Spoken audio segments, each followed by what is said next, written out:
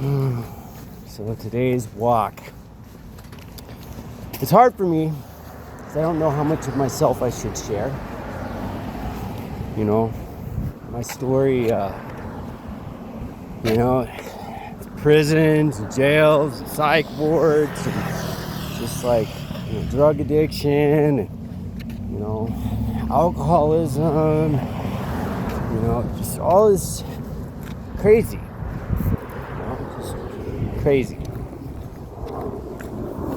And there's like the whole roads to sobriety and all the places that you go there, right? So, you gotta go to treatment, and you gotta go do the 12-step recovery thing and aftercare. Anyway, I've been a perennial beneficiary of mental health counseling pretty much nonstop since I was about 4 years old.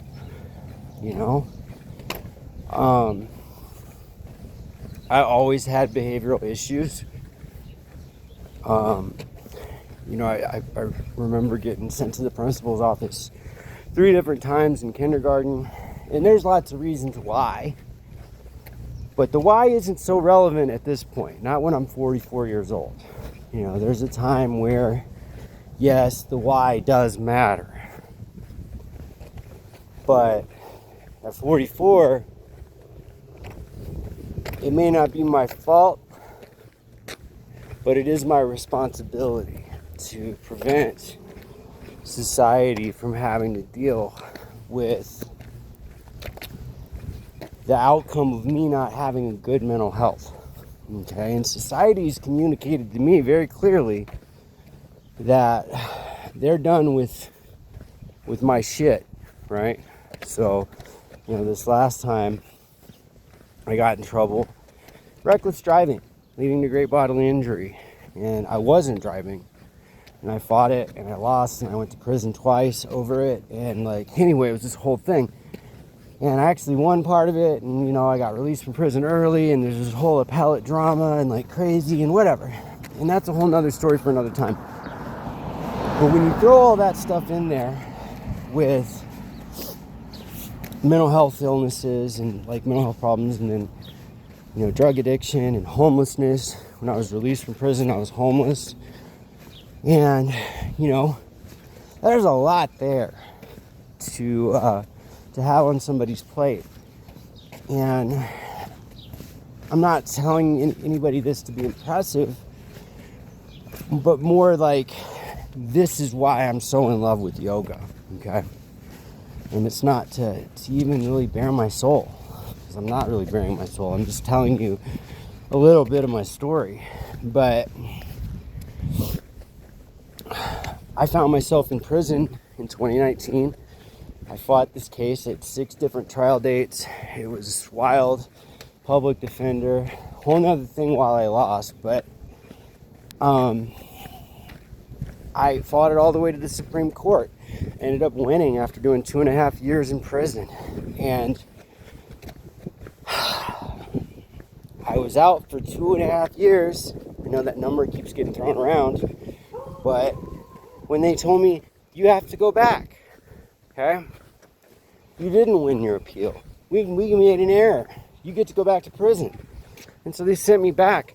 And what was funny was I was teaching special needs yoga for free down at the community center. I mean, I wasn't a threat to society, and I couldn't understand why I got to go back, and why are you messing with me, and all of this really fertile fuel for justifiable resentment, and for me to start having thoughts that are either going to harm me or they're going to harm others. And so I'm telling you all this stuff. By the way, I was also going through a divorce through all of this. And so, you talk about your life being a catastrophe, right? I would have to pick which catastrophe to address. It wasn't one catastrophe, it was several. And then I throw in COVID-19, right? So I'm in prison for something I didn't do, fighting it, trying to remain married. And, I end up in SEG in prison multiple times as a result of COVID.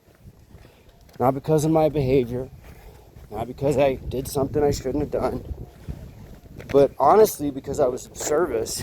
And the job I had in prison was I was the person that you met when you came to prison. So I gave you your clothes, told you where your cell was, and then conversely, like, I was also the person that released people. And so I would give you your clothes when you left and all your property, and then get your ID and all that paperwork done. And so there was like an irony there that I was also the person that released people. But anyway, because I had this job, COVID, right? Anytime we got a new inmate, there was a chance that I might get exposed to COVID. And this happened several times. And back then, they didn't actually have drug tests for people in prison. So they just assumed you had it, and they would put you in SEG, which is, the same thing as solitary confinement, which is medical SEG, for 6 weeks to 2 months until they thought you were good, and then they'd let you come back to general population, which was in a constant state of lockdown as well. But, the first time I went to SEG, not only was I terrified because, COVID, but when they came and got me, because of the urgency of it, I was very well liked in the prison I was in by staff and fellow inmates. And so they were cool, they were like, hey man, you gotta go. They were in hazmat suits, so I kind of knew. And, they wouldn't let me go back to my cell to get my stuff. They wouldn't let me, couldn't get a book, gotta go. So, they take me across at the facility I was at. We had to go to across the street. Anyway, get over there, no books, no TV. It's SEG. So it's, it's you in a room and a blanket. And of course, they tell you, there weren't even Bibles there. Like normally, they get like a Bible or AA or something, but not this time. So anyway, I did 2 months like that. They were supposed to bring us books and they never did. And so anyway, my interactions with people were 3 times a day. Somebody would come into the day room, which I'm in a cell by myself, and they would open the door, and at that point I think there was 7 of us in there. And the first time I went there was 3 of us, but anyway, doesn't really matter. But they bring in the trays and drop them on the floor way across the room, and then he would haul ass, right? And so then they would open up a cell individually and let us out. And so they'd pop my cell if I was in 101, and I'd come out, grab my tray or whatever, and then go right back to my cell. And so they weren't really letting us use the phone too much because they said it was a vector for transmission, so we couldn't really talk to our families. And so as you can imagine, anxiety was high, right? And I get into my cell and and that was the place where I made a commitment to yoga, right? So I look back at this time very fondly, because I got in my cell and I didn't have any books and I didn't have any way to distract myself. And I just didn't have a yoga mat. Like I said, I just had a blanket, and sheet, and lights on you all the time. And I started doing what little yoga I knew. I'd done yoga quite a bit, but I wasn't an instructor. But I knew quite a few poses. My back was hurting because the mattresses suck in SEG. They're really thin. They're not making it nice for you to be a pleasant stay, right? So why am I telling you all of this? I do 2.5 years, and I'm fighting it the whole time. My wife left me while I was in there, and there was a lot of reasons that I could be angry, right? And I got out very abruptly. The Court of Appeals released me on January 11th, 2022, which also happened to be my 40th birthday, which was a pretty cool birthday present, I got an immediate release from prison. Actually, yeah, my 40th birthday. So, Yeah, I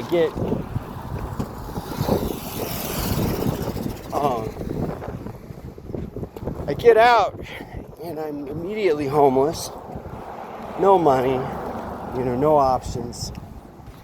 And so it was January 11th, January 12th. Actually, that's not true. I had like $100. January 12th, I showed up to yoga. And that kind of started this adventure. 6 months later, I was in yoga instructor school and, doing the thing. And I was teaching. By my 41st birthday, I taught my first yoga class. Now here I am, I'm 44, well on my way to 45. And I've been homeless and there's been all these things that have happened. But what's amazing and the value of it is that I was on medications for bipolar disorder for, a good portion of my first prison stay. And it worked. I was going to psychiatrists, doing a little bit of therapy, and but I made a decision while I was there that I wanted to get off of them. And my reasoning was just I was just constantly kind of numb, there was really no joy anyway. And so I figured, what better place to get off my psych meds than prison, right? Because if you can control your emotions in prison, you can control them anywhere. There's lots of people that upset you and whatever, push your buttons. So prison's a good place to do that. And I got out and I wanted to do the same thing, right? I just wanted to not go back on my medication. When I was doing my studies in yoga, I want to say it's the second or the third verse, the Yoga Sutras of Patanjali, but it says Yoga's Chittas Virtus Nirodha. I don't expect you to be an expert in Sanskrit or even to know a little bit of Sanskrit. What that means is that yoga calms the twisting and the turning of the mind. So one of the first things it says in the ancient literature is that yoga will calm your mind. Well, I'm a great case study for that. Can yoga help me to maintain not only my mental health, but will it help me to maintain being sober? And I used to use relationships as a way to feel good. Can I get rid of some of these vices, right? And just try to develop levels of virtue. And I'm happy to report that, life is a roller coaster. But I've been able to navigate these really serious life issues. And not only have I not had to go back on medication or, had to do anything that was like a relapse, stayed sober. Not only has my life gotten infinitely better, but I didn't make things worse, So for me, as a yoga salesman, if you will, I want to hustle out yoga, particularly to people that have mental health issues or mental health diagnoses. This is so important. And so there's a couple other things. And I don't really even remember why I started this video, but I think I was just going to talk about patience, right? And just being patient with yourself and being patient with others. And I feel like a hypocrite even talking about this because I'm not good at this. I'm not good at being patient. I've never been good at being patient. But I'm getting better. Particularly getting better with being patient with myself and what I expect out of myself, what I expect out of others. Learning when to take a break. Today's a good example. Really tired, kind of anxious. There's a lot of responsibilities I needed to deal with today, right? That I should have dealt with. But it wasn't the right time for me emotionally. You know what I mean? It's all stuff that can be dealt with tomorrow. And because of yoga, I've learned when to rest. When is it, anyway, I've learned a lot of things. But my hope is, as you're watching this and you've stayed with me, 15 minutes now, is that you hear something that's seductive to you.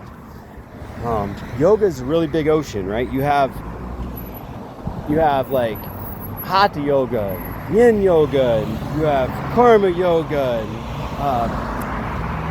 Ashtanga yoga, Kriya yoga. I mean, on and on and on and on. There's all these different kind of variants of yoga, and so if you try yoga somewhere or whatever, you get on YouTube and you get a yoga video, and you don't like it, it's okay.